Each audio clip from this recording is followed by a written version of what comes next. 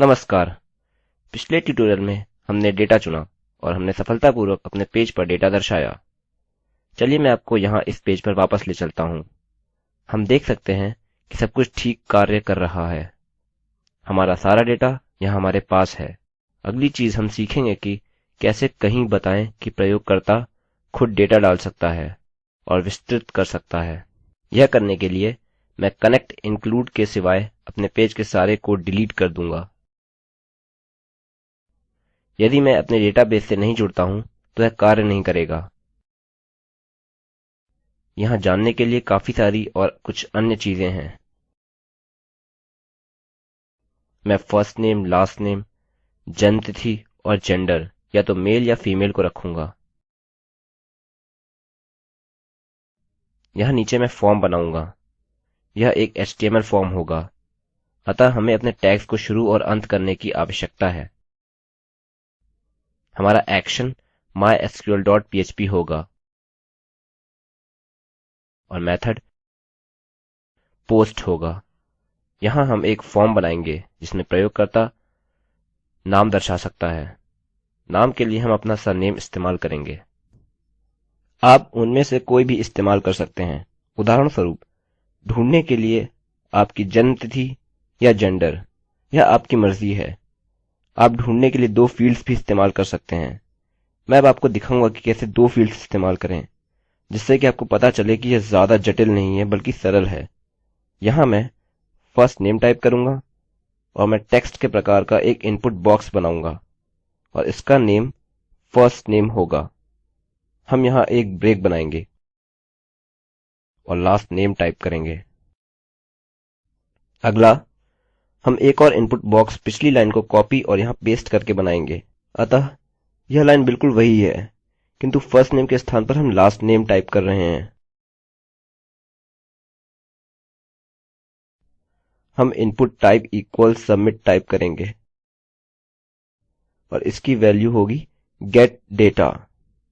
अतः हमने first name और लास्ट नेम और सबमिट बटन ले लिया है। यदि मैं इसे रिफ्रेश करता हूँ, हम देख सकते हैं कि फर्स्ट नेम और लास्ट नेम दिखाई दिया। मैं इसे अभी के लिए डिलीट कर दूंगा और यह करने के लिए मैं जांचूंगा यदि सबमिट बटन दबाया गया है। यह करने के लिए मैं पहले सबमिट बटन को नाम दूंगा सबमिट। फिर मैं इफ स्टेटमेंट में टाइप करूंगा इफ $_ submit। यदि सबमिट बटन दबाया गया है तो ब्लॉक शुरू करिए। यह कोड का ब्लॉक है जिसको निष्पादित करना है और हम अपना ब्लॉक वहां समाप्त करते हैं जहां हम इसे समाप्त करना चाहते हैं। यह यहाँ इस कर्ली कोष्ठक के बाद है क्योंकि यह यहाँ हमारे व्हाइल स्टेटमेंट का एक भाग है।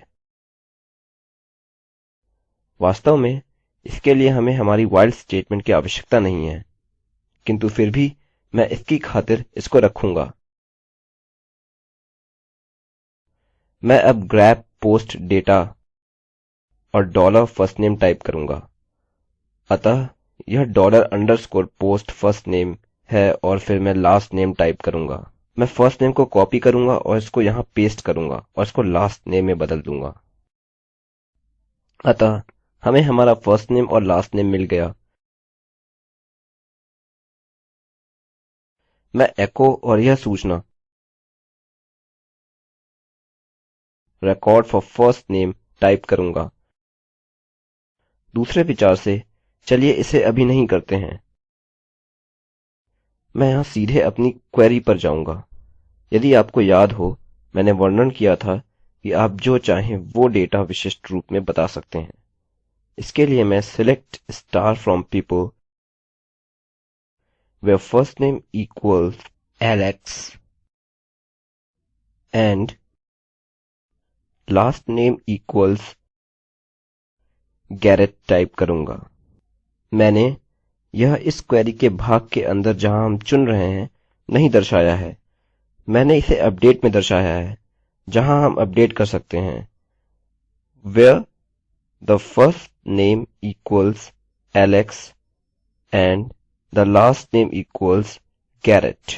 अब हमें जो कुछ भी हमारे टेबल से चाहिए हम यहाँ चुनेंगे और हम कहेंगे सब कुछ सेलेक्ट करो जहां हमारा फर्स्ट नेम एलेक्स से लेकर लास्ट नेम गैरेट है। यदि हम यहाँ अपने डेटाबेस को देखें, हम अपने फर्स्ट नेम के लिए खोज रहे हैं और उसको एलेक्स से मिला रहे हैं, सरनेम खोज रहे हैं और उसको गैरेट से मिला रहे हैं। हम यहाँ डेटा की यह पूरी रो चुन रहे हैं और जो अभी गुलाबी रंग से चिन्हांकित है, और हम यहाँ से पूरा डेटा चुन रहे हैं, जन्मतिथि से लेकर जेंडर, मेरी आईडी से मेरा फर्स्ट नेम और लास्ट नेम तक। अतः हम समझ चुके हैं कि यह इस समय केवल एक ही रिकॉर्ड चुनेगा, अतः हमें आईडी से ऑर्डर करने की आवश्यकता नहीं है। लेकिन फिर भी मैं इसे ऐसे ही रखूंगा क्योंकि यहाँ केवल एक ही रिकॉर्ड है। ऑर्डर करना कोई विषय नहीं है, अतः हम इसे अभी इसी तरह से छोड़ सकते हैं। अच्छा, तो हम अपना लूप रन कर रहे हैं। हम यहाँ डेटा के प्रत्येक भाग को चुन रहे हैं और हम मेल को मेल में और फीमेल को फीमेल में बदल रहे हैं। हम इस क्वेरी पर आधारित अपने डेटा एको कर रहे हैं क्योंकि यह डेटा आधारित क्वेरी मेरे फर्स्ट नेम और सरनेम के लिए विशिष्ट है। फिर हम यहाँ केवल फर्स्ट नेम और लास्ट नेम को एको करने जा रहे हैं जो हमें मिला है, जो मेरा फर्स्ट नेम और लास्ट नेम है, लेकिन यहाँ एलेक्स को फर्स्ट नेम में बदलकर, जो कि यहाँ है। अब यह पुनरावृत्ति है, यह यहाँ पर दोहरा वेरिएबल है। हमारे पास फर्स्ट नेम है और ऐसे ही यहाँ है। मैं इसे इस तरह नाम दूंगा, फर्स्ट नेम अंडरस्कोर फॉर्म और लास्ट नेम अंडरस्कोर फॉर्म। हम वहां से चुनेंगे जहां फर्स्ट नेम इसके बराबर दर्ज किया गया है और लास्ट नेम जिसे हमने लास्ट नेम फॉर्म के बराबर दर्ज किया है। अतः यह डेटा है जो हमारे फॉर्म से आ रहा है। अतः यदि मैं अपने HTML फॉर्म में एलेक्स गैरेट टाइप करूं और उसे जमा करूं, तब यह एलेक्स के बराबर होगा और यह गैरेट के बराबर होगा। हमारी क्वेरी केवल एक उत्तर देगी क्योंकि इस समय हमारे पास केवल एलेक्स गैरेट नामक एक ही आदमी है। अतः यह एलेक्स गैरेट के लिए पूरा डेटा लेगा और मेल या फीमेल के लिए जांचेगा और फिर यह विशिष्ट सूचना एको करेगा। अतः यदि मैं यहाँ आता हूँ और अभी रिफ्रेश करता हूँ, यहाँ कुछ भी नहीं है क्योंकि कोई भी डेटा इन फॉर्म वेरिएबल्स में नहीं दिया गया है। चलिए मैं आपको दिखाता हूँ, यह खाली है, इसलिए हम पीपल से स्टार इस कंडीशन पर चुन रहे हैं कि where the name equals to nothing and the last name equals to nothing। इसने इस समय कोई भी डेटा नहीं दिया क्योंकि हमें अपने फर्स्ट नेम और लास्ट नेम में असली आदमियों के नाम मिले हैं। फिर भी अब मैं बिल्कुल पूरी तरह से क्रम रहित नाम टाइप करूंगा। तो चलिए लिखते हैं डेविड ग्रीन और गेट डेटा पर क्लिक करते हैं और कुछ भी नहीं हुआ। ठीक है, यदि हमारे पास यहाँ अंत में एक एरर सूचना है, यह हमारी क्वेरी यहाँ पर लिखी हुई है, मैं लिख सकता हूँ और die MySQL error। मैं यहाँ वापस जाता हूँ और लिखता हूँ डेविड ग्रीन और गेट डेटा पर क्लिक करता हूँ और हमारे पास कोई भी एरर नहीं है। ओह हाँ, ऐसा इसलिए क्योंकि SQL कोड की संरचना सही है और इसलिए हमें कोई भी एरर नहीं मिली। मैं इसे केवल जांच रहा था। चलिए अब एक नाम हम मानते हैं जो हमारे डेटाबेस में है। चलिए एलेक्स गैरेट लिखते हैं और हम गेट डेटा पर क्लिक करते हैं। हमें यहाँ दर्शाया जा रहा है Alex Garrett was born blah blah blah and is mail.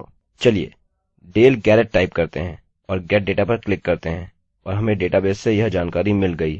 अतः आप देख सकते हैं कि अपने डेटा में फॉर्म सम्मिलित करने के लिए यह काफी उपयोगी है। मैं यहाँ समाप्त करता हूँ और अगले भाग में चलता हूँ जहाँ मैं बताऊंगा कि कैसे इस पद्धति का उपयोग करके रिकॉर्ड्स अपडेट करें।